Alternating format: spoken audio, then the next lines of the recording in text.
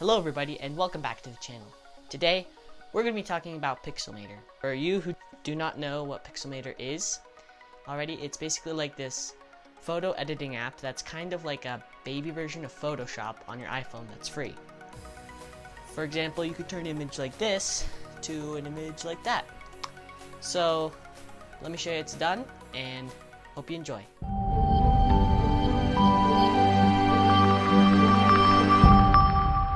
Alright, so for today's tutorial, we're going to use an image of a jet and this image of a lake I took with my drone to make this image. So basically all we did is we're going to cut out the jet and then put it over the lake and then drop the opacity. And while we're doing that, I'll show you all the other tools that Pixelmator has and hopefully you'll learn a lot. So let's go over to Pixelmator. If you don't have it, just download it from the App Store. And when you open it up, you're going to hit plus. And then from here, you can create an image, iCloud Drive, Photos, or take a photo. So I'm going to go to Photos. We'll go over the other ones later. And from here, I'm going to go to my folder I made for this tutorial. And we're going to open up the jet one first. Alright, so now that we're in our little editing thing, you can see that it's very minimal and that everything's kind of put into the paintbrush tool. It's basically your toolbox with all the tools you're going to need to edit your photo. And then the plus symbol, you can add images, layers, text, and then there's a bunch of shapes. And then the settings tool, or settings button thingy, you can do an image setup, guides, like rulers, stuff like that.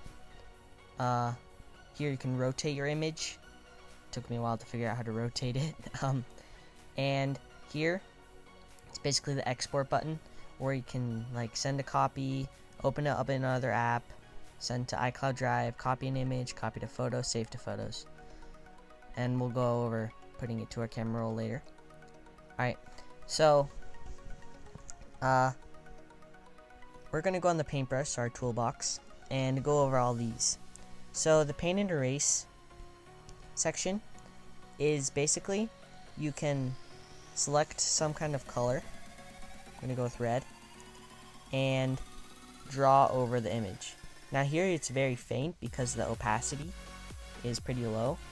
So we're going to go click on medium, and here you can turn up the opacity, and you can change the size. You can also click this little arrow, and from here you can choose what kind of brush basically you want. You can have a pixel brush, a hard brush, a medium, and a soft. Mostly I use medium for the rare times I do need to use the paintbrush. And then there you can go really crazy. So, if you guys are wondering what one looks like, looks kind of like spray paint. So that's pretty cool. If anytime you want to undo, which you're going to do a lot, you're going to hit undo up here. Well, duh! And it'll just go through the steps. Basically, every time you take your finger off, it makes it a step.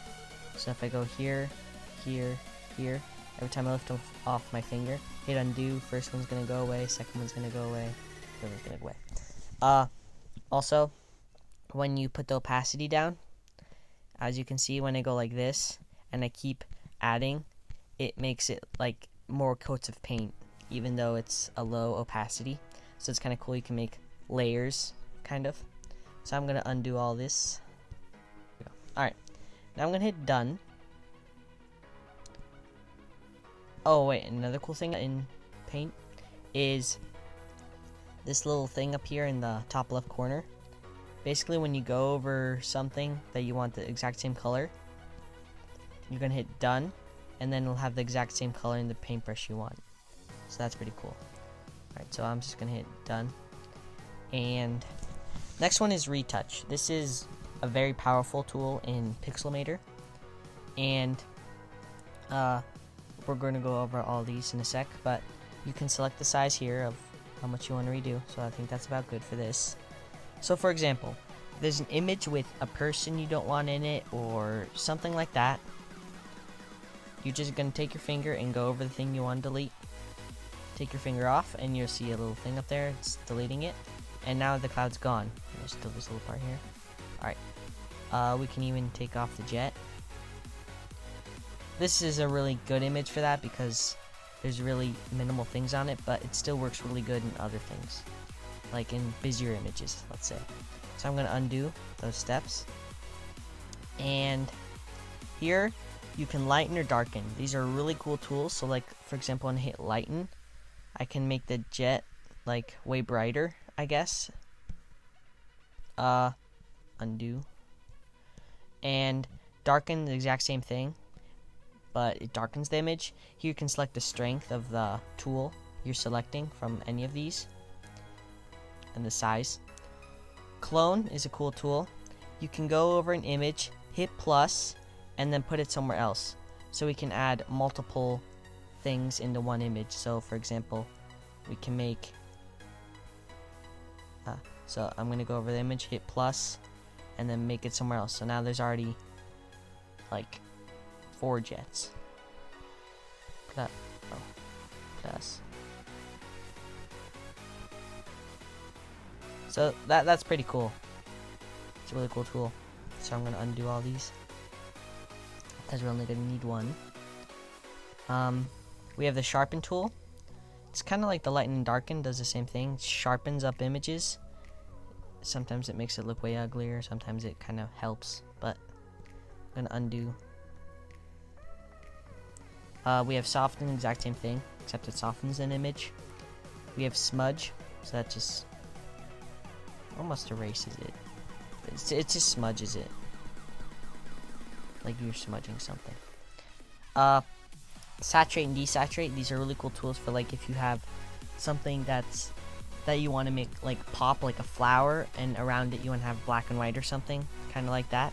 So you can saturate the sky much more, make it look bluer. That just made the whole image look cool, like you put a filter on it, kind of. Desaturate, exact same thing, except it does opposite, of course, so we can like make it black and white, basically. I'm gonna hit undo. So those are basically all the tools here. Some of the most powerful tools. I'm gonna hit done. And now we're gonna go into the adjust colors. So here there's basically just a few filters you can use. Pretty cool.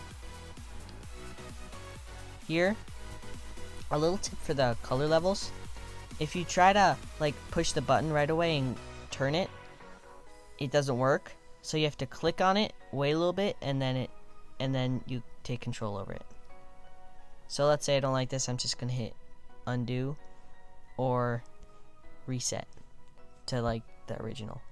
Here you can brightness, contrast, just very basic color correction tools. I mostly use other apps to color correct it, but you could do it in here too. So I'm gonna hit cancel. And then we have add effects. So here we can blur, sharpen, vintage, noise, kind of more filters, but more powerful, kind of. So for example, I love light leaks. We go in light leaks, and when you're in light leaks, you can select a bunch of different ones and kind of just put it wherever you want and make an image have like super gigantic lens flares, kind of, I guess.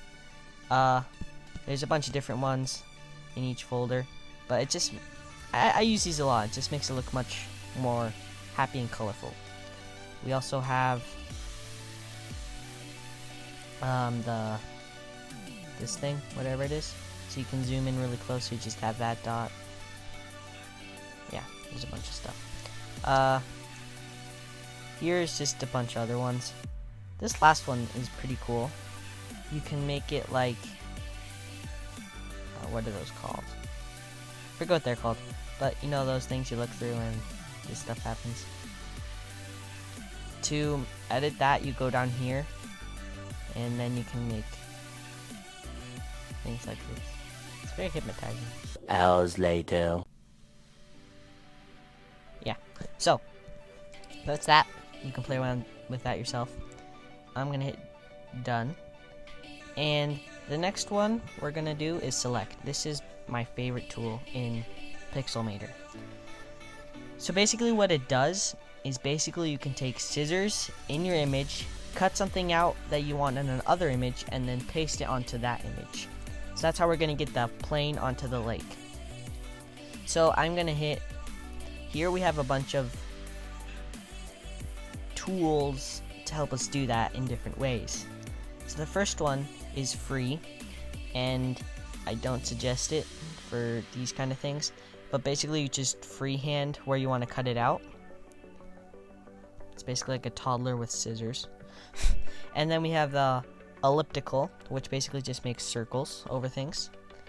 And we have the rectangular, which makes rectangles over things. And then we have quick.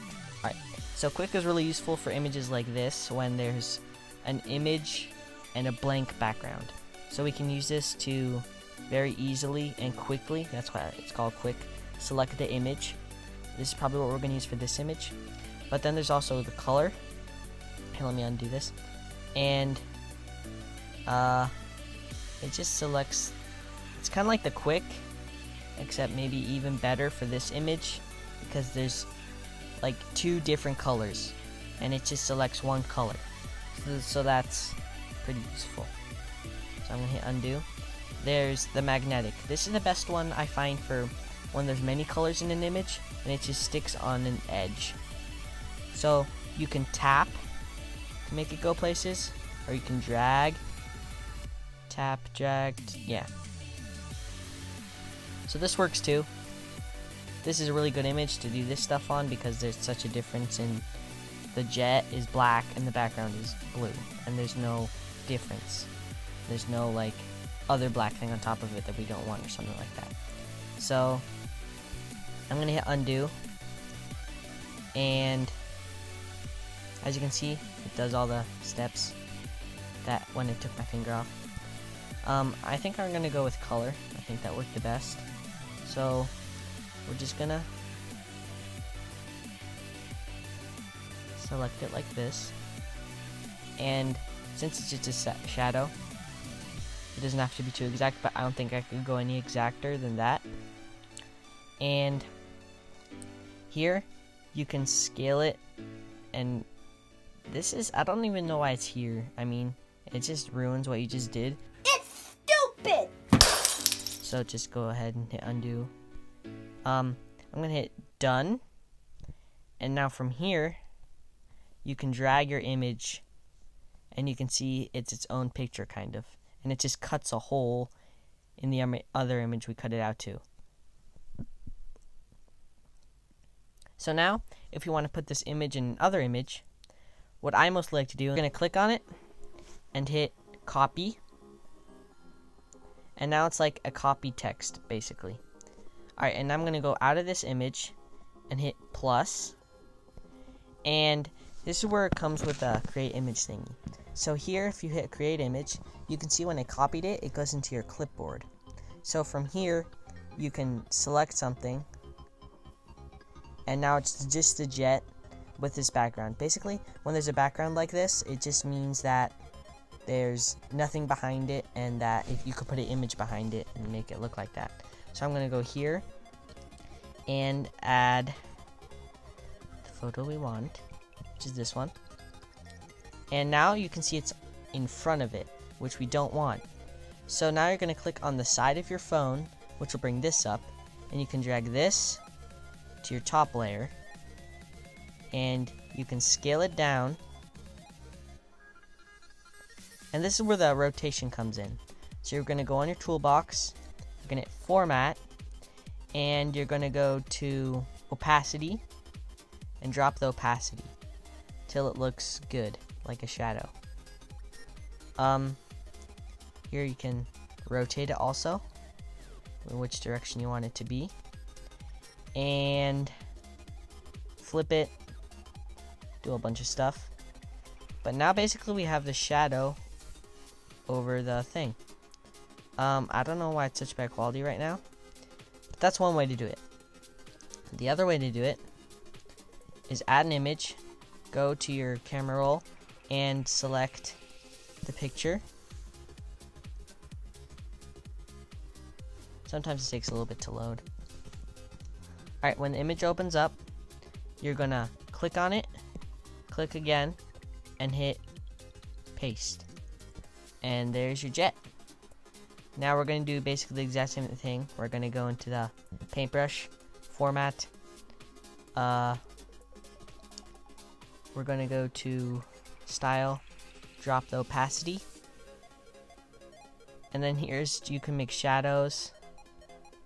I'm not gonna get into all of this, but it's pretty cool what you can do in here. I'm gonna put the opacity down quite a bit, hit arrange, and then rotate it to the correct angle.